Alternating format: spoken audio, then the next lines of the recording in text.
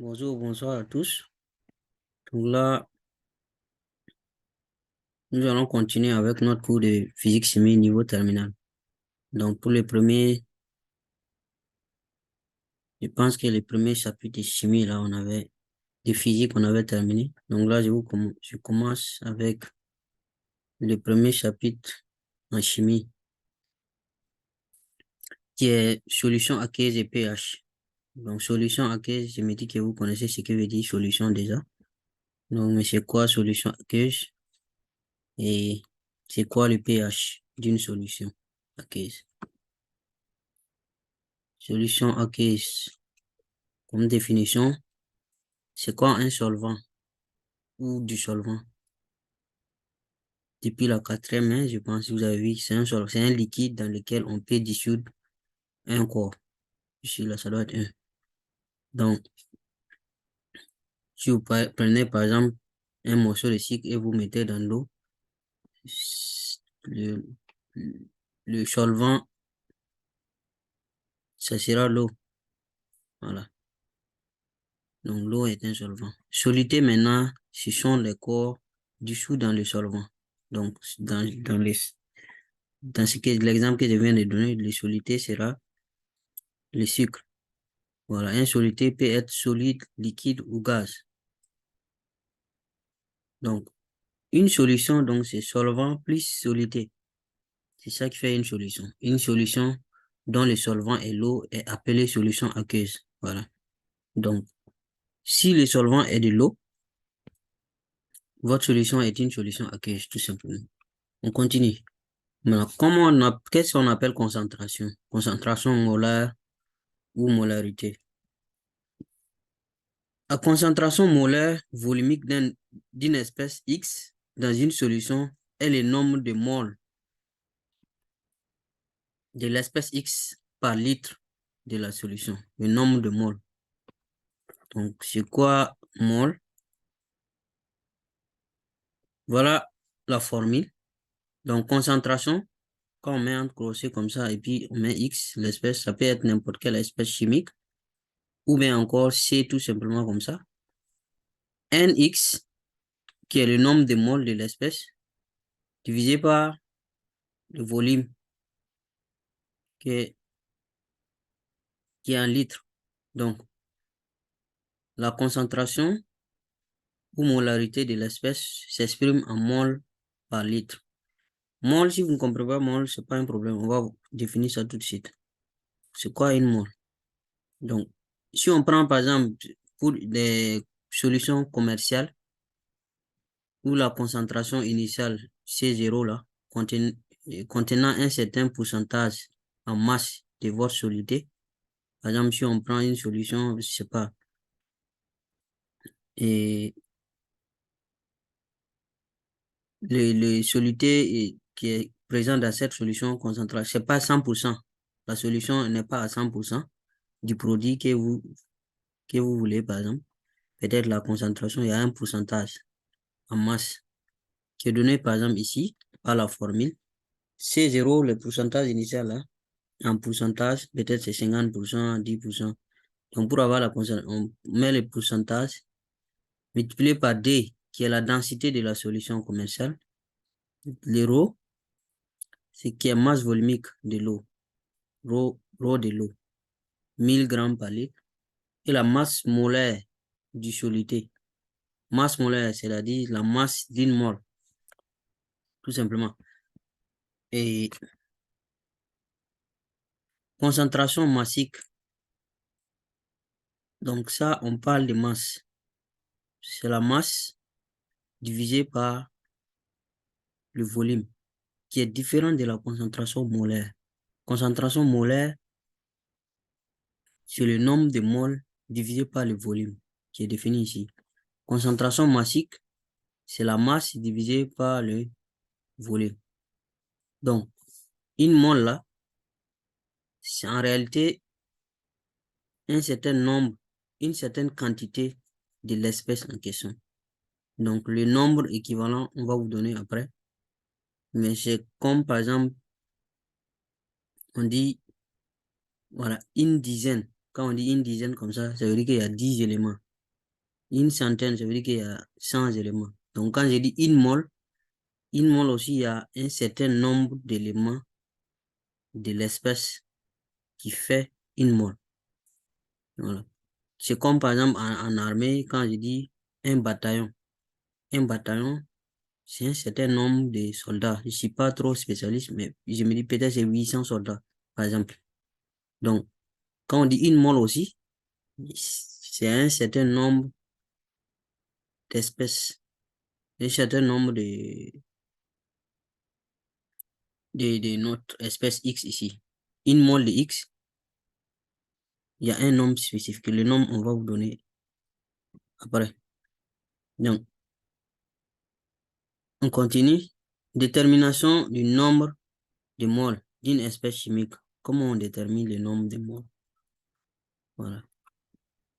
S'il s'agit d'un solide, gaz ou un liquide, si on connaît la masse M de l'espèce, du solité en question, et la masse molaire M, masse molaire, on a dit que c'est la masse d'une mole.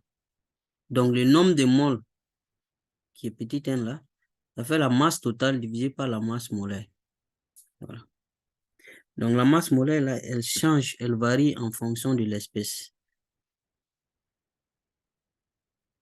Pour un gaz, si on connaît le volume et on connaît le volume molaire VO, pour connaître le nombre de moles, on fait la division tout simplement le volume total divisé par le volume molaire. Volume molaire, c'est-à-dire volume d'une mole. Dissolution dans l'eau d'un solide ionique. Si on prend un élément qu'on va appeler ici AB, si on met dans l'eau et que ça se divise en deux ions A et ion B. Ion A et ion B. Et voilà un exemple ici. J'ai un NaCl. Ça, c'est juste le sel. Hein. Si on met ça dans l'eau, on aura un Na plus et Cl-. Voilà. Un NaOH. On aura un Na plus OH-. Donc, la dissolution d'un solide ionique dans l'eau peut être soit exothermique, ça veut dire que ça dégage de la chaleur, endothermique, ça absorbe de la chaleur, ou athermique, pas de variation de température. Dissolution et solution. Diluer une solution, c'est diminuer la concentration d'une solution, d'une espèce chimique dans la solution. Donc, on utilise l'eau distillée pour cette opération. Comment ça se fait? Si on prend une solution aqueuse SI, la solution initiale, le I l'avait dit initial ici, le volume initial VI et de concentration molaire initiale CI. Pour diluer cette solution, c'est-à-dire si on ajoute de l'eau, on va ajouter de l'eau jusqu'à un volume V0 d'eau distillée. On ajoute un volume d'eau V0 de l'eau distillée jusqu'à obtenir une solution finale SF de concentration CF, concentration finale, et de volume final VF. Donc, le volume final, là, ça fait le volume initial plus le volume de l'eau distillée qu'on a ajouté là. Tout simplement. Donc, dans ces cas de figure-là, vu que le nombre de moles égale à concentration fois volume, puis on a vu tout de suite que concentration égale à nombre de moles divisé par volume. Donc, nombre de moles égale à concentration multiplié par volume. Donc, pour la solution initiale, le nombre de moles initial égale à concentration initiale multiplié par le volume initial. Le nombre de moles final égale à concentration finale multiplié par volume final. Avec, bien sûr, volume final égal à volume initial plus le volume de l'eau distillée qu'on a ajouté là. Donc, le plus important ici, ça, c'est vraiment important. Après la dilution là, le nombre de moles du solide ne change pas. Si le nombre de moles là, c'est tout simplement la quantité de l'espèce qu'on a ajoutée. Voilà. Donc, avec ça, si nombre de moles initial égale à nombre de moles final, ça veut dire que on peut poser cette équation. Et cette équation-là, c'est la loi de la dilution. Vous allez avoir besoin beaucoup dans l'exercice. Donc, je prends un exemple rapide. Si je prends par exemple un récipient, prenez n'importe quel récipient, un bidon par exemple de capacité 2 litres. Je mets d'abord 1 litre d'eau et j'ajoute un morceau de carreau de sucre dedans. Donc, la quantité du sucre, des grains qui ont formé les carreaux de sucre là, il y a combien, même si c'est 1000 grains de sucre qui ont formé les carreaux de sucre là. Donc, je considère comme si dans mon 1 litre là, il y a 1000 grains de sucre qui sont dedans. Donc, si je vais, par exemple, savoir la concentration, on a dit, c'est quoi? Nombre de moles divisé par volume. Donc, je prends le nombre de, j'allais dire nombre de morceaux de, comment on appelle, des grains de sucre là, divisé par le volume pour avoir la concentration. Voilà. Ça, c'est à l'initial. Maintenant, comme notre récipient fait des litres de capacité, alors qu'on avait mis seulement 1 litre, si on ajoute dedans un autre litre pour que ça soit plein, maintenant, on a 2 litres, même si le volume a augmenté, c'est toujours un seul carreau de sucre qui est dedans. Donc, le nombre de grains de sucre qui sont dedans n'a pas changé. Voilà pourquoi on dit ici, le nombre de moles initial égale au nombre de moles final. N'a pas changé, c'est juste les lots qu'on a ajouté. Voilà. Même si la concentration va diminuer, ça ne va pas affecter le nombre de moles. Donc, on utilise ça pour exploiter au maximum cette formule-là qui est la loi de dilution.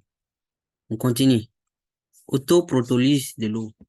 C'est quoi l'autoprotolyse de l'eau? Le transfert du proton H+, c'est juste voilà, un ion entre deux molécules d'eau traduit l'autoprotolyse de l'eau. Donc, ce qui est démontré ici. La molécule de l'eau, vous la connaissez, c'est H2O. Donc, on prend deux molécules de l'eau, H2O ici, H2O ici, et le transfert, par exemple, c'est cette molécule de l'eau-là va transférer ici un électron et va transférer l'ion OH, l'ion H ici va quitter et venir ici. Donc, on aura 3 H ici et plus. Et donc, ce qui va rester ici, c'est OH moins, ce qui est là. Donc, transport de OH plus, on enlève ici OH plus et on le met là. Donc, c'est ça on appelle autoprotolyse de l'eau. Donc, l'ion OH, H3O plus là,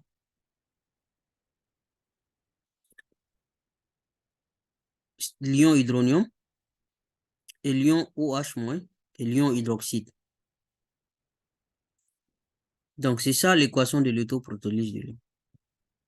C'est très important. Souvent, vous allez avoir besoin de faire inventaire des espèces. Donc, il ne faut pas l'oublier à chaque fois. S'il y a l'eau, il y a ces ions-là dans votre solution.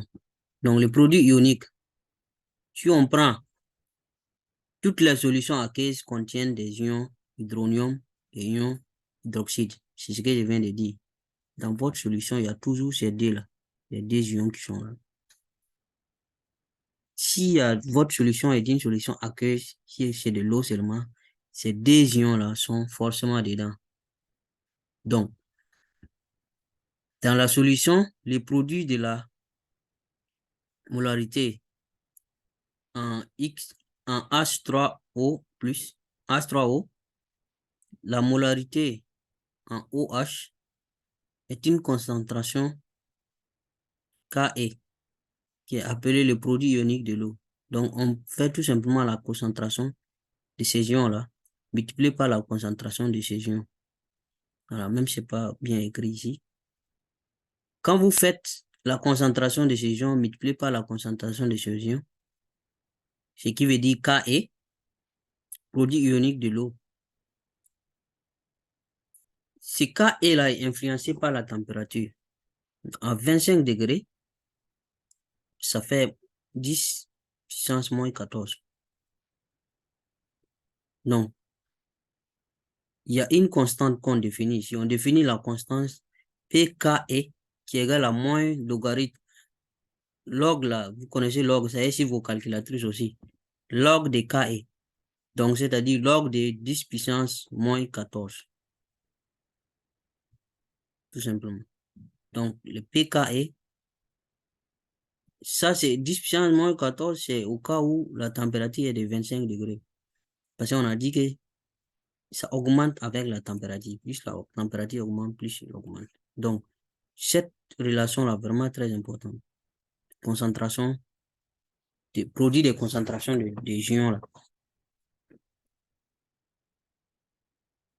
Donc, qu'est-ce qu'on appelle pH d'une solution? Le pH d'une solution est défini à partir de la concentration des ions hydronium dans la solution. Donc, les ions H3O+, là. Donc, concentration des ions H3O+, égale à 10 moins pH. Voilà la formule. Donc, dans ça, vous tirez pH. pH égale à, donc,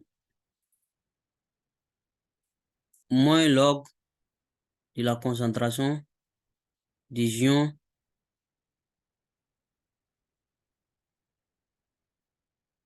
parce que ici, le pH là est en puissance ici. Donc, c'est pas bien écrit. La concentration des ions H3O+ égale à 10 puissance moins pH. C'est pas 10 moins pH, c'est 10 puissance moins pH. Donc, concentration qui s'exprime en mol par litre moins 1. Mol par litre. Donc, dans ça, si on tire pH, donc pH égale à moins log de concentration des ions H3O+. Donc, voilà la formule qu'il faut retenir. Donc, si on vous dit de définir les pH d'une solution, si vous avez les ions, la concentration des ions H3O+, c'est facile. Si vous n'avez pas, vous pouvez chercher le pH en commençant par chercher la concentration des ions H3O+. Voilà. On mesure le pH d'une solution à l'aide d'un pH-mètre ou en utilisant un indicateur coloré avec, voilà, les indicateurs colorés, là, il y a des erreurs. Donc, cette relation-là est d'autant mieux vérifiée avec les faibles concentrations, c'est-à-dire 10 puissance moins D, concentration de 10 puissance moins D. Donc, maintenant qu'on connaît ce qui veut dire pH, moins log de 10 puissance, moins log de concentration des ions hydronium, là, on classifie les solutions maintenant en fonction de leur pH. Une solution qui est neutre, c'est quand le nombre des ions H3O+ est égal au nombre des ions OH-. Si la solution aqueuse est acide, donc la concentration des ions H3O+ est supérieure à celle des ions OH-. Donc ça, c'est solution acide. Dans la solution basique, la concentration des ions H3O+ est inférieure à celle des ions OH-, ou inversement aussi. Donc, à 25 degrés, voilà ce que ça donne. La concentration pour une solution neutre, concentration des ions OH3+, H3O+, est égale à celle des ions OH- est égale à 10 puissance moins 7. Donc, ce qui veut dire, n'oubliez pas la définition du pH, qui est égale à moins log de concentration des ions OH, H3O+. Si on fait moins log de 10 puissance moins 7, donc ça fait tout simplement 7. Donc, autrement dit, le pH d'une solution neutre égale à 7. Donc, solution acide, le pH est inférieur à 7. Solution basique, le pH est supérieur à 7. Donc, voilà une figure peut-être ici qui peut illustrer un peu la chose. Donc, ici, là, un demi du pKe. Le pKe qui est, si on se rappelle, on a dit 14, non? Voilà. Donc, 14 divisé par 2, ça fait 7. Donc, pKe qui est là. Entre 0 et pKe demi et pKe. Donc, ici, c'est la solution est neutre. C'est-à-dire, la valeur ici, c'est 7. Donc, on parle si la température est 25 degrés, hein, attention. Donc, ici, la solution est acide et là, la solution est basique. Voilà. Donc, la référence, c'est ici. Si le nombre des ions, la concentration des ions H3O+ est égale à la concentration des ions OH-. Donc, relation caractérisant une solution aqueuse. Relation d'électroneutralité. Qu'est-ce qu'on appelle électroneutralité? La somme des molarités des cations est égale à la somme des molarités des anions. Cation, anion, là, depuis la troisième, vous connaissez. Hein? Donc, chaque molarité étant multipliée par la valeur absolue de la charge de l'ion correspondant. La valeur absolue. Voilà. Donc, si on prend ici H3O+, la charge ici, c'est quoi? C'est 1. C'est plus 1. Voilà. Donc, on le multiplie ici par plus 1, si vous voulez. Donc, plus la charge ici, c'est N+. Donc, elle est positive, mais ce qui nous concerne, ce que nous voulons ici, c'est la valeur absolue. Donc, la valeur absolue de N+, c'est N tout simplement. Donc, on met N ici. Donc, ça, ce sont les ions positifs à part. Les ions qui sont négatifs aussi, à part. Donc, OH-, la charge ici, la valeur absolue de la charge, c'est 1. Donc, voilà pourquoi ici, il n'y a rien. C'est-à-dire, c'est 1. Sous-entendu. Ici, la charge ici, c'est M-. Donc, en valeur absolue, on va dire que c'est M. Voilà pourquoi M est là. Donc, c'est ça qu'on appelle électroneutralité. Donc, comme exemple, pour une solution contenant des ions H3O+, OH-, Ca2+, et Cl-. Donc, vous mettez les ions positifs à part et les ions négatifs à part et vous multipliez par la charge, la valeur absolue de la charge devant. C'est facile. Relation de conservation des matières. Donc, ça aussi, bon, quand on dissout un soluté dans un solvant, le nombre de moles de l'espèce X introduit, si on prend N0, est égal à la somme des nombres de moles des parties de X ionisées, on va dire ça N1, et le nombre qui est non ionisé à l'équilibre. Donc, quand vous mettez, par exemple, je sais pas, Ca, un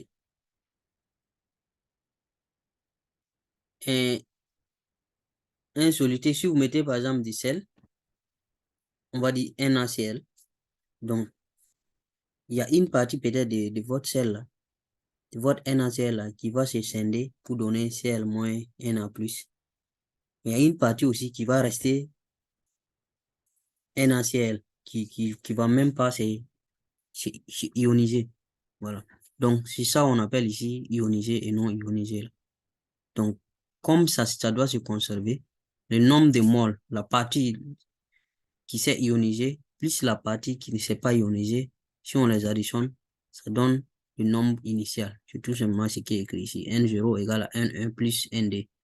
Voilà. Donc, comme le volume étant toujours constant, on peut tirer cette relation-là.